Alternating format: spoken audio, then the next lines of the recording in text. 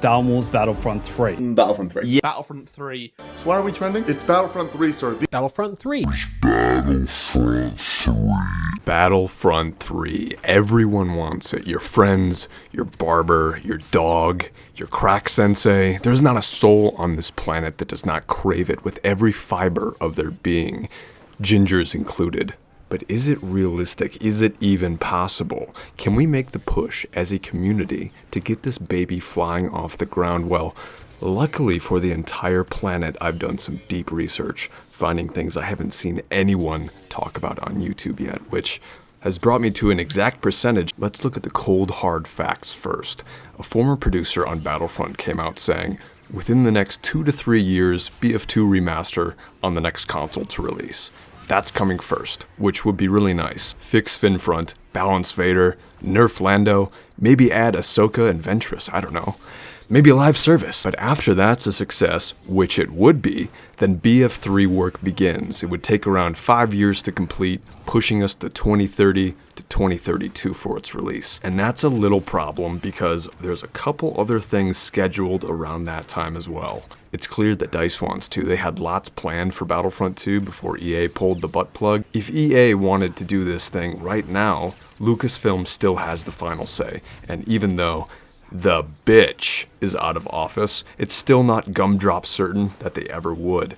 So at this point, Battlefront 2 updates are more likely. Anyone with terminal cancer, grandpa, you probably shouldn't be expecting to see Darth Talon jiggling on the battlefront in your lifetime. I know it sounds harsh, but just trying to be honest, okay? For those of you who can last another couple years, we will for 58.6% sure see the sunrise on Battlefront 2. When we say we want a third game, I think we all kind of mean the same thing. Make a game like Battlefront 2, but give us Coruscant, give us Malgus and 50 other heroes, private servers, open up the fucking palace hangar so we can duel in the back room, space battles that get brought to ground level, profile stats, loadouts, kill moves with decapitations, and a magical game of the year story mode that turns underwear yellow. It's not that complicated. I know you want it, but on the subject of 2030, I bet 90% of you have no idea what we'll be dealing with around 2030. AI is actually supposed to become sentient around 2029 and develop an efficient pathogen that goes unnoticed by everyone before it toggles all side effects like Plague Inc. and kills 8 billion people instantly while the hunter bots search for genetically superior survivors. When did Terminator 1 take place? Oh, that's right. 2029. We're fucked.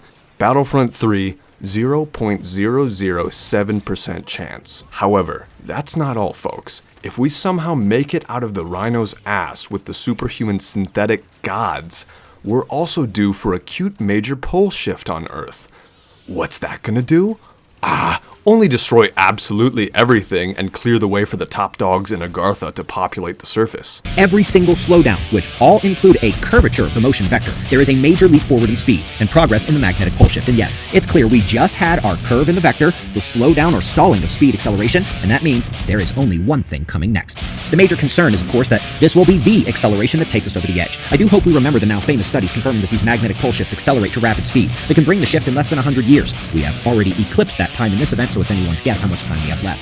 How much time until the acceleration reaches 100 times faster than modern shift rates? That is where we're going. If we were to hit that rate tomorrow, the world ends before 2030. Fuck! Hopefully that doesn't happen. So after Mother Earth gets the worst period cramps humanity has ever seen, Yellowstone erupts, and Pangea makes a comeback, we'll see the 12-foot Agarthan Hollow Earthers surface from their technologically superior civilization, which, if we recall, is right around the time AI goes apeshit and gets drunk with power and perspective. After all of that happens, we've got the 12-foot engineers from Prometheus, and next to them, we've got this really badass robot. Pretend there's around 10 billion copies behind each, okay? They're smarter, they're faster, they want us all dead, right? But we want Battlefront 3. If we only rely on hope, like what I'm seeing in these comments, our odds are zero. No, 0%.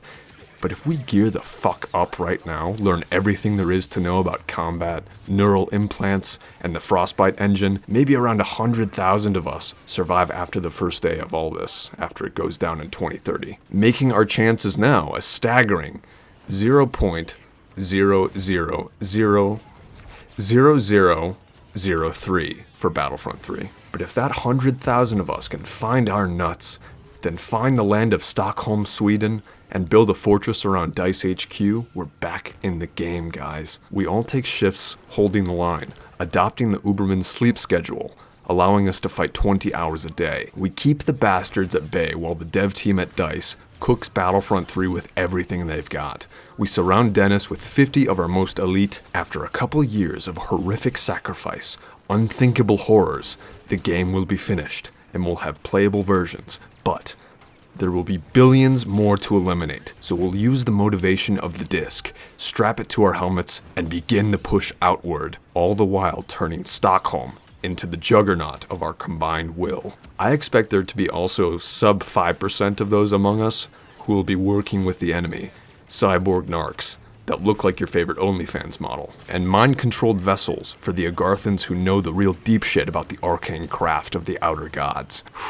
I haven't even got into what's in the ocean.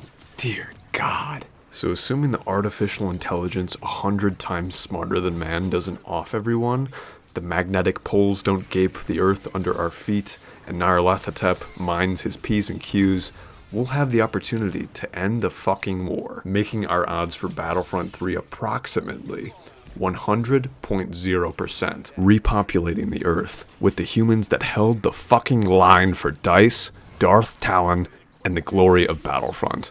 While the recent player count is heartwarming to see, we have to be prepared for this future, guys, and be content with the perfectly good food we have at home. Like a backdoor boob job, Battlefront 2 is special to me, and so many others. Some find the combat to be jank, but as somebody who's dumped a lot of time into it, the combat and blaster play is perfect. The game has zero issues whatsoever, and I'm sure we'll be coming back for years to come.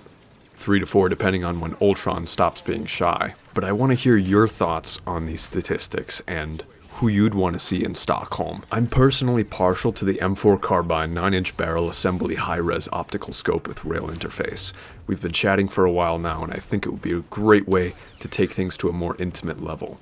If given the chance, that is. Before Doomsday, the best we can do is become peak humans while devoting 5 hours a day to Battlefront 2 to keep the player count up. Elder Scrolls 6, GTA 6, forget about it. Only Battlefront. Lock screen, bed sheets, tattoos. This hype train isn't lasting a few measly months. We're taking it to the end of time. Hope you guys learned a thing or two in this video. I know I almost got a little existential there for a moment, but I hope you guys realize how possible Battlefront 3 is, despite the hardships on the way. And that's all there really is to know for now. The white levels in Heroes vs. Villains need my help. Stay creamy.